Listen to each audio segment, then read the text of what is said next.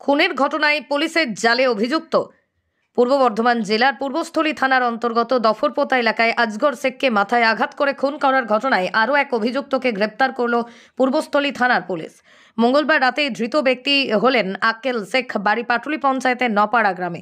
পূর্বস্থলী থানার পুলিশ গোপন সূত্রে খবর পেয়ে মাজিদা পঞ্চায়েতের কমলনগর ঘাট থেকে গ্রেপ্তার করে। পালানোর চেষ্টা করেছিল অন্যত্র, কিন্তু রেহাই পায়নি সে। 5 দিনের পুলিশ হেফাজত চেয়ে তাকে কালনা আদালতে পাঠানো হয়। পলাতক রুস্তম শেখের খোঁজ চালাচ্ছে পূর্বস্থলী থানার পুলিশ।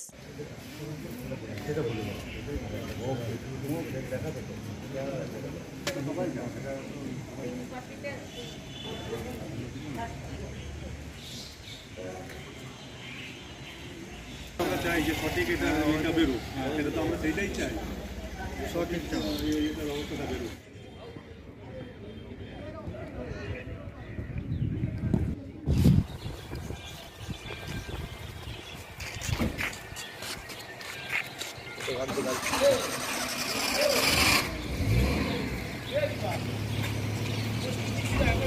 ওইটা মেডিকেলে ওই যে ইয়েকে নিয়ে চলে যাবে, একসঙ্গে হবে নাকি? দুজন মিলে ঠিক হবে কি?